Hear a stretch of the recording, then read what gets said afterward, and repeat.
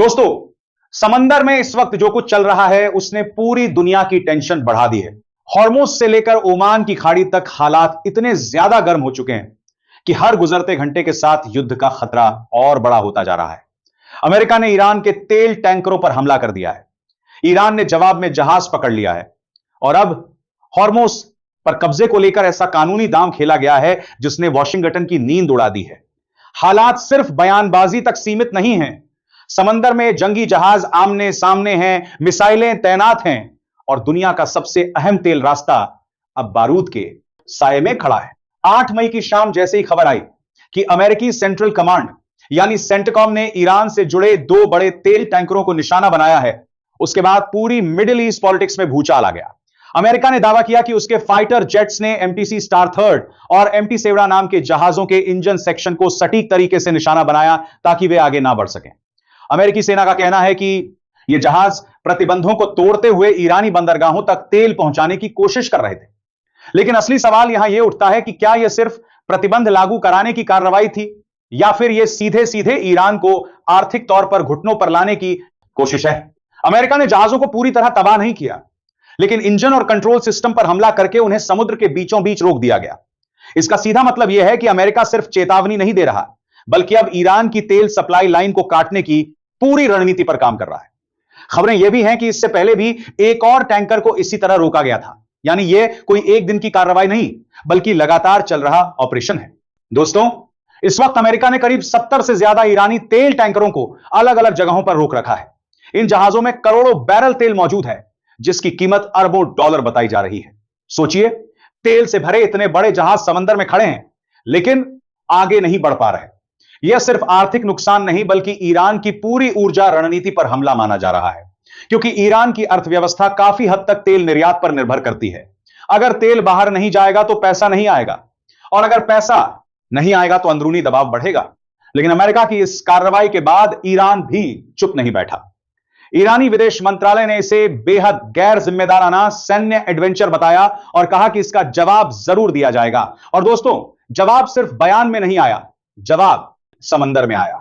उधर straight of Hormuz में हालात अचानक इतने ज्यादा बिगड़ गए कि दुनिया के बड़े बड़े न्यूज नेटवर्क्स ने लगातार ब्रेकिंग न्यूज चलानी शुरू कर दी। 8 मई की रात सीज फायर जैसी तमाम बातों के बावजूद ईरानी नेवी और अमेरिकी जंगी जहाजों के बीच फिर से झड़पें शुरू हो गईं। ईरानी न्यूज एजेंसी फार्स के मुताबिक दोनों तरफ से रुक रुक कर फायरिंग हुई, यानी कहने को जंग रुकी हुई है, लेकिन असलियत यह है कि समंदर में तनाव हर घंटे बढ़ता जा रहा है। अब यहां सबसे अहम बात समझिए, हॉर्मुज कोई आम समुद्री रास्ता नहीं है। यह दुनिया की सबसे बड़ी तेल सप्लाई का गला है। दुनिया के कुल तेल व्यापार का बड़ा हिस्सा इसी रास्ते से गुजरता है। अगर यहां हालात बिगड़ते हैं तो सिर्फ अमेरिका और ईरान प्रभावित नहीं होंगे, पूरी दुनिया की अर्थव्यवस्था हिल जाएगी। तेल की कीमतें आसमान छू सकती हैं, कई देशों की सप्लाई चेन टूट सकती है और ग्लोबल मार्केट में ऐसा तूफान आ सकता है जिसकी गूंज यूरोप से एशिया तक सुनाई देगी। इसी बीच ईरान ने ऐसा कदम उठा लिया जिसने अमेरिका को सीधी चुनौती दे डाली। ओमान की खाड़ी में ईरानी नेवी ने ओशन कोई नाम के एक बड़े तेल टैंकर को अपने कब्जे में ले लिया। ईरान ने कहा कि यह जहाज समुद्री नियमों का उल्लंघन कर रहा था और ईरान के तेल व्यापार को नुकसान पहुंचाने वाली गतिविधियों में शामिल था। ईरानी कमांडो ने समुद्र के बीचों बीच ऑपरेशन चलाया और जहाज पर कब्जा कर लिया। वीडियो सामने आए जिनमें ईरानी सैनिक हेलीकॉप्टर और स्पीड बोट्स के जरिए जहाज पर उतरते दिखाई दिए। जहाज को बाद में ईरानी नियंत्रण वाले इलाके की तरफ ले जाया गया। ईरान का दावा है कि जहाज में ईरानी तेल का बड़ा जखीरा मौजूद था। यानी ईरान ने सीधे सीधे यह मैसेज दे दिया कि अगर अमेरिका उसके जहाज रोकेगा तो ईरान भी जवाबी कार्रवाई करेगा। यहां असली खेल अब शुरू होता है, क्योंकि मामला सिर्फ जहाज पकड़ने या मिसाइल दागने तक सीमित नहीं रहा। ईरान अब इस पूरे टकराव को कानूनी मोर्चे पर भी ले गया है। ईरानी संसद की नेशनल सिक्योरिटी कमेटी ने एक नया बिल तैयार किया है जिसका नाम है straight of Hormuz legal regime bill. यह बिल अगर पास हो गया तो हॉर्मुज का पूरा समीकरण बदल सकता है। अब तक ईरान हॉर्मुज पर अपना कंट्रोल सैन्य ताकत के जरिए दिखाता था, लेकिन अब वह इसे कानूनी ताकत देना चाहता है। मतलब ईरान अपने नियमों को आधिकारिक कानून बनाने जा रहा है। अगर यह बिल संसद और गार्डियन काउंसिल से पास हो गया तो हॉर्मुज से गुजरने वाले हर जहाज को ईरान के बनाए नियम मानने पड़ सकते हैं। नियम में और दोस्तों, यही वह पॉइंट है जिसने अमेरिका की टेंशन बढ़ा दी है, क्योंकि अगर अमेरिका इस कानून को नहीं मानता तो ईरान इसे अपनी संप्रभुता पर हमला बताएगा और अगर मानता है तो इसका मतलब होगा कि दुनिया के सबसे अहम समुद्री रास्ते पर ईरान का प्रभाव और मजबूत हो जाएगा। ईरान ने यह कदम सीधे तौर पर डोनाल्ड ट्रंप की नेवल ब्लॉकेड नीति के जवाब में उठाया है। अमेरिका ईरान के तेल को रोकने की कोशिश कर रहा था और अब ईरान कह रहा है कि होर्मुज से गुजरने वाले जहाजों पर उसके नियम लागू होंगे।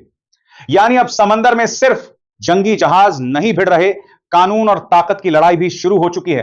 दोस्तों, होर्मुज की भौगोलिक स्थिति को समझना बेहद जरूरी है। यह समंदर का बहुत संकरा रास्ता है। एक तरफ ईरान, दूसरी तरफ ओमान और यूएई, और आगे बढ़ते ही सऊदी अरब, कतर, कुवैत, इराक जैसे बड़े तेल उत्पादक देश। दुनिया की तेल सप्लाई का बड़ा हिस्सा इसी रास्ते से गुजरता है। इसलिए अगर यहां किसी भी तरह की रुकावट आती है तो उसका असर पूरी दुनिया पर पड़ेगा। अब सोचिए, अगर ईरान इस रास्ते पर नए नियम लागू करता है, अमेरिका विरोध करता है और दोनों के बीच तनाव और बढ़ता है, तो हालात कितने खतरनाक हो सकते हैं। तेल के जहाज रुक सकते हैं, व्यापार प्रभावित हो सकता है और कई देशों की अर्थव्यवस्था पर सीधा असर पड़ सकता है। यही वजह है कि चीन, रूस, यूरोप और खाड़ी देशों की नजरें भी अब इसी इलाके पर टिकी हुई हैं, क्योंकि यह सिर्फ अमेरिका और ईरान की लड़ाई नहीं रही, यह अब ग्लोबल ट्रेड और एनर्जी सिक्योरिटी का मुद्दा बन चुकी है। उधर अमेरिका लगातार अपनी ताकत दिखा रहा है। अमेरिकी नेवी के युद्धपोत होर्मुज और ओमान की खाड़ी के आसपास तैनात हैं। एयरक्राफ्ट कैरियर से फाइटर जेट उड़ान भर रहे हैं, ड्रोन लगातार निगरानी कर रहे हैं, और दूसरी तरफ ईरान भी अपने मिसाइल सिस्टम, ड्रोन और नेवल कमांडो को हाई अलर्ट पर रखे हुए हैं। विशेषज्ञों का कहना है कि इस वक्त दोनों देश कंट्रोल्ड एस्केलेशन की रणनीति पर काम कर रहे हैं। यानी दोनों अपनी ताकत दिखाना चाहते हैं लेकिन पूरी जंग से बचना भी चाहते हैं। लेकिन समस्या यही है कि जब इतने ज्यादा हथियार और जंगी जहाज आमने सामने हों तो एक छोटी सी गलती भी बड़े युद्ध की वजह बन सकती है। और दोस्तों, यहां राजनीति भी बहुत बड़ा रोल निभा रही है। अमेरिका के अंदर चुनावी माहौल है। डोनाल्ड ट्रंप खुद को मजबूत नेता दिखाना चाहते हैं। दूसरी तरफ ईरान भी अपने लोगों को यह संदेश देना चाहता है कि वह अमेरिकी दबाव के आगे झुकने वाला नहीं है। इसलिए दोनों देशों की बयानबाजी लगातार और ज्यादा आक्रामक होती जा रही है। ईरानी मीडिया लगातार यह दिखा रहा है कि उनकी नेवी अमेरिकी जहाजों को चुनौती दे रही है। वहीं अमेरिकी मीडिया इसे फ्रीडम ऑफ नेविगेशन की लड़ाई बता रहा है। यानी दोनों तरफ नैरेटिव की भी जंग चल रही है। ईरान ने अमेरिका को साफ चेतावनी दी है। ईरानी सैन्य सूत्रों के मुताबिक अगर अमेरिका ने दोबारा ईरानी तेल टैंकरों को निशाना बनाया या उनके जहाजों को रोकने की कोशिश की तो जवाब पहले से ज्यादा खतरनाक होगा। अब यहां समझिए मामला कितना बड़ा है। दुनिया का बहुत बड़ा तेल व्यापार इसी समुद्री रास्ते से गुजरता है। अगर यहां जंग छिड़ती है तो सिर्फ ईरान और अमेरिका प्रभावित नहीं होंगे, पूरी दुनिया की अर्थव्यवस्था कांप जाएगी। और सबसे बड़ी बात, ईरान अब पहले वाला ईरान नहीं है जो सिर्फ बयान देता था। अब तेहरान खुलकर जवाबी कार्रवाई की बात कर रहा है। ईरानी मीडिया लगातार यह नैरेटिव बना रहा है कि अमेरिका ही तनाव बढ़ा रहा है और ईरान खुद को रक्षात्मक जवाब देने वाला देश दिखाने की कोशिश कर रहा है। मतलब सिर्फ मिसाइलों की लड़ाई नहीं, नैरेटिव की लड़ाई भी चल रही है।